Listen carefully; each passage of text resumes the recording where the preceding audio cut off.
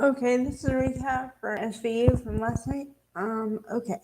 This one, honestly, it pissed me off a lot last night. That's part of the reason why I didn't do a video right away.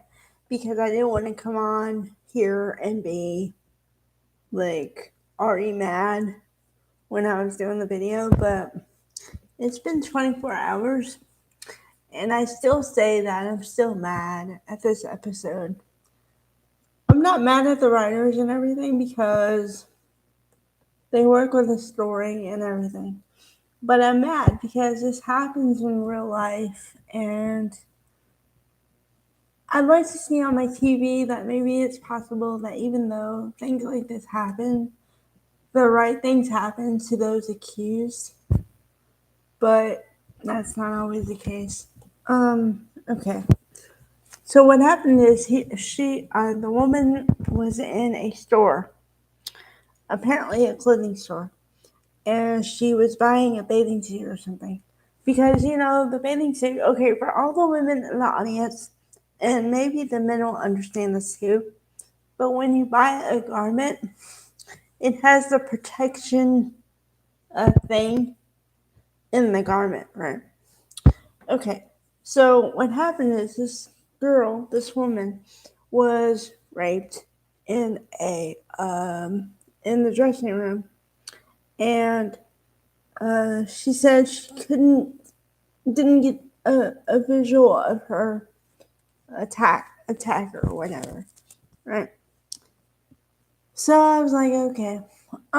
Then it comes out way later that she knew who the attacker was, and she felt bad because she thought that if he was convicted of this thing, then his life would never be the same after that because of what she had experienced in her life with a brother of hers.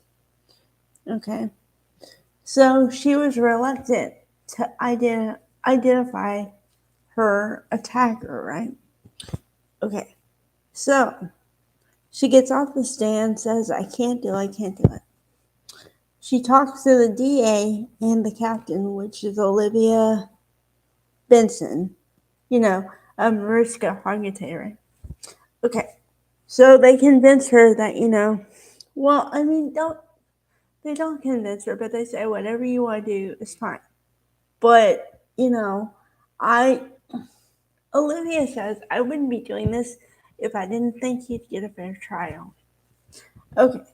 So then she comes back in the court and she IDs her attacker, right? Okay. So the problem with the issue with the case is that she's a white woman and the attacker was a black guy. So automatically you have a racial issue no matter what, right? Then the lawyer for the black guy is also another black guy. So he says, oh, I find it really convenient that you weren't able to identify your attacker at first. And then you talk to these people, and now all of a sudden you're ready for it. Like, and I was like, yeah, but she had her reasons, you know what I mean? And it wasn't, and then he made it like, well, because white guilt doesn't make it better or something like that. I don't know. So anyway, um, it's just it was already a racial issue, and the way they wrote it, they made it an extreme race issue, which I'm not really kosher with because we already have racial lines as it is. And then when people want to make it extra racial and it's not, then that makes me mad. Because also, you put certain people in a box and say, okay, but if you say this, you think this way. And if you say that, then you think that way. That's not always the case. And I just want to say for myself, I think I'm one of the most fair people that can be. I try to look at every issue from every angle possible. But I also don't want to be called something I'm not. This is kind of personal, although it's not that personal.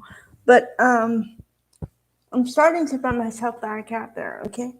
And I was talking to somebody for a day, and I told him, I can't understand you.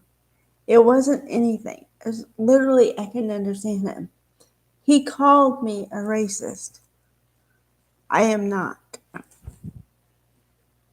I'm not one for labels, and I'm definitely not one for labels I didn't earn. So, yeah, I've been in this boat a couple times. Unwarranted. But yeah, I have. Alright.